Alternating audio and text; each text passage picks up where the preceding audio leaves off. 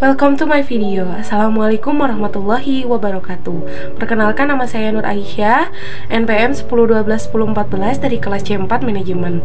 Pada video kali ini saya akan menyampaikan sedikit mengenai komunikasi bisnis.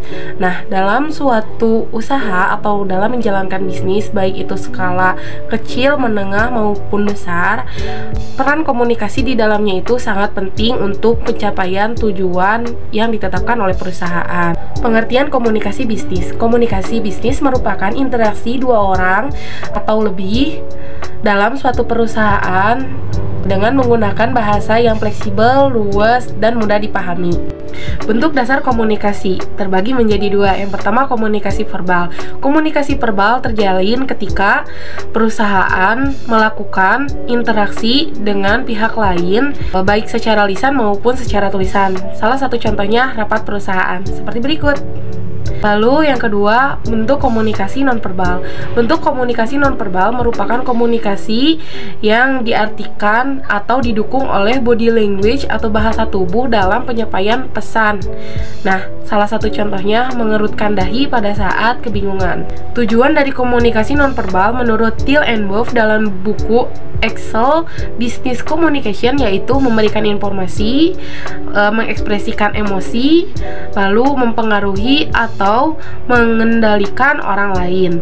Proses komunikasi menurut Thiel and Wolff dalam bukunya Excel Business Komunikasi terdapat beberapa proses di dalamnya. Yang pertama, penerima pesan, pengirim menyampaikan pesan, lalu penerima menafsirkan pesan. Munculnya faktor kesalahpahaman dalam berkomunikasi.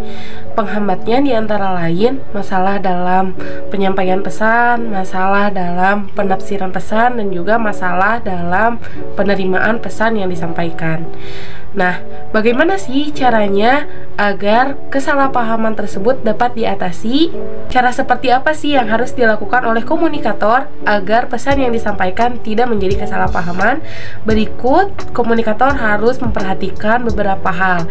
Di antara lain, yang pertama ada persepsi.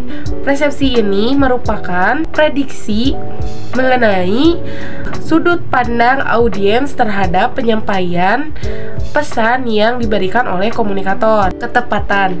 Nah, ketepatan sendiri merupakan ekspresi penyampaian pesan yang diberikan oleh komunikator terhadap ketepatan sasaran audiens. Kredibilitas. Kredibilitas sendiri wajib dimiliki oleh komunikator agar mampu meyakinkan pembawaan pesan yang disampaikan terhadap audiens.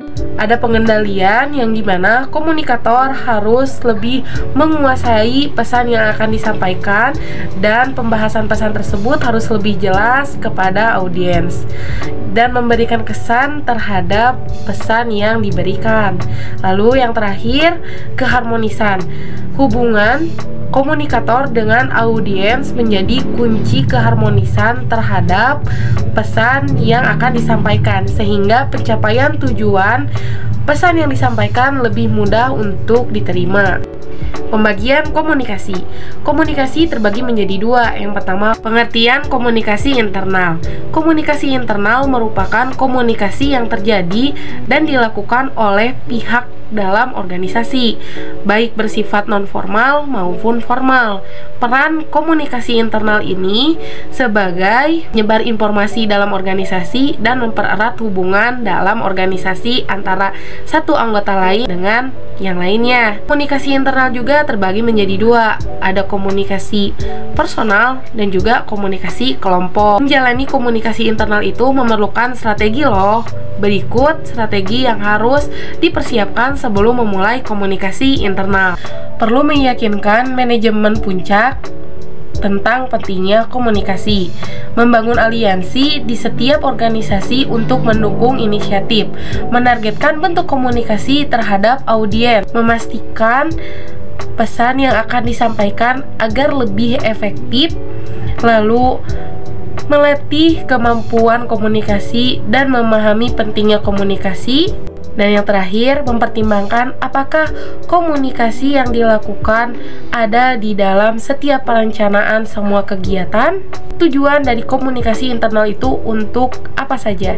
Yang pertama, tujuan komunikasi internal yaitu sebagai sarana terhadap penyebaran informasi di dalam organisasi, alat dan sarana untuk menyebarkan informasi, lalu sarana dan media terhadap penyampaian informasi, dan yang terakhir yaitu cara untuk mengatasi atau minimalisir terjadinya kesalahpahaman dalam penerimaan informasi. Beberapa media untuk mendukung komunikasi internal seperti majalah dinding, majalah, internet, email, surat, dan lain sebagainya. Kedua, komunikasi eksternal. Pengertian komunikasi eksternal ini merupakan komunikasi yang terjadi dan dilakukan di dalam perusahaan terhadap interaksi sosial di luar perusahaan.